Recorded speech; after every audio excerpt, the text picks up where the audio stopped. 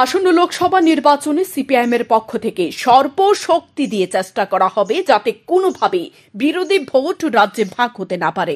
কারণ গত 6 বছরে গণতন্ত্র ধ্বংস হয়েছে, তাই দেশ থেকে বিজেপিকে হটাতে সর্বশক্তি দিয়ে চেষ্টা করা হবে। শনিবার কমলপুর স্থিত শান্তির বাজারে সিপিআইএম মহকুমা কমিটির পক্ষ থেকে আয়োজিত এক প্রকাশ্য সভায় একথা বলেন সিপিআইএমের রাজ্য কমিটির সম্পাদক জিতেন্দ্র চৌধুরী। দ্রব্যমূল্য বৃদ্ধি, বেকারত্ব ও নেশার বিরুদ্ধে এক মিছিল সংগঠিত হয়। মিছিলের পর আয়োজিত সভায় সরকারের তীব্র সমালোচনা করেন জিতেন্দ্র চৌধুরী। তিনি আরো বলেন, রাজ্যের প্রধান বিরোধী দল তীব্রামথা এবং বিজেপির মধ্যে গোপনে চুটিয়ে প্রেম চলছে।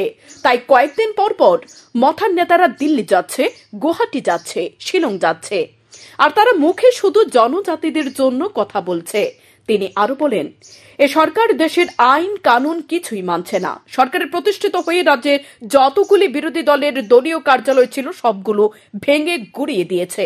তারপর আবার গত বিধানসভা নির্বাচনের আগে প্রদেশ বিজেপির সভাপতি রাজীব ভট্টাচার্য দাবি করেছিলেন ত্রিপুরায় নাকি বিরোধী দলের দলীয় কার্যালয় ভাঙা হয়নি। পরবর্তী সময় শাসক দলের 100টি কার্যালয়ের নাম নথিভুক্ত করে ত্রিপুরা হাইকোর্টে জমা দেওয়া হয়েছিল, যেগুলো জেলা শাসকের স্বাক্ষর দ্বারা সরকারের জমিতে গড়ে উঠেছে। তখন শাসক দল তাদের একটি দলীয় কার্যালয়ও ভাঙেনি। প্রশ্ন, তাদের জন্য কি আলাদা কোনো আইন রয়েছে? এটা কোন গণতন্ত্র? বিজেপি হলে চুরি করলেও মাপ পেয়ে যাবে, ডাকাতি করলেও মাপ পেয়ে যাবে এবং সরকারি জমি দখল করলে পার পেয়ে যাবে। এটাই কি সবকা সাথ সবকা বিকাশ? বেকার সমস্যা নিয়ে জিতেন্দ্র চৌধুরী আরো বলেন, জনগণের টাকা খেয়ে জনগণকে মিথ্যা বুঝিয়ে বেকারদের মাথা খাচ্ছে তারা। যারা দীর্ঘ 6 বছর ধরে বিজেপি করছে তাদের এবার অন্যায়ের বিরুদ্ধে লড়াই করার জন্য আহ্বান জানান তিনি। সংসারে খরচ করতে হবে, আপনি যদি সেই জায়গায়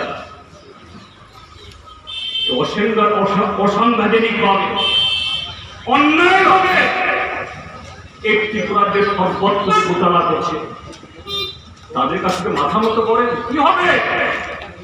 শুধু বিরোধী দল মার্কসবাদী কমিউনিস্ট পার্টি রক্তাক্ত আক্রান্ত তার শত্রু বলবে, কিন্তু মার্কসবাদীরা শুধু আক্রান্ত হবে না, আপনিও আক্রান্ত হবেন, হচ্ছেন, অনেকে হচ্ছে।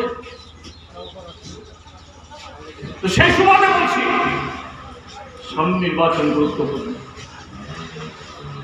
এখানে এ রাজ্যের কংগ্রেস দল গত বিধানসভা নির্বাচনে আমরা তাকে বলেছি,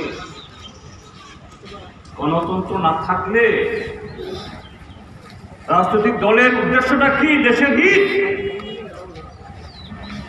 শুধু সরকারে বসলেই জনগণের কল্যাণ করা যায় তা না, সরকারের বাইরে থেকেও সমাজ সেবার কাজ করা যায়। আপনারা করেছেন বামপন্থী সরকারের 25 বছরে, তখনকার বিরোধী এমএলএ, বিরোধী পঞ্চায়েত প্রধান, বিরোধী রাজনৈতিক দল যদি কোথাও আমাদের ত্রুটি হয়, ভুল হয়, আঙুল তুলতে পেরেছে, কেউ তার আঙুল কাটেনি, তার বাড়ি জ্বালিয়ে এনে পার্টিতে হামলা করে এনে তৎকালীন যারা বিরোধী দল তারা সহ আজকে শাসক দল বিজেপি আপনাদের শান্তির বাজারেও কোনো মিটিং করেছে সভাপতি ছাড়া, একজন দুজন মাঝে ঘন্টার পর ঘন্টা বক্তৃতা করেছে, কেউ চুক্তি দেয়নি। আয়োজিত সভায় এদিন সিপিআইএম নেতৃত্ব সুধন দাস, অঞ্জন দাস সহ অন্যান্য নেতৃত্ব উপস্থিত ছিলেন। শান্তন টিভি।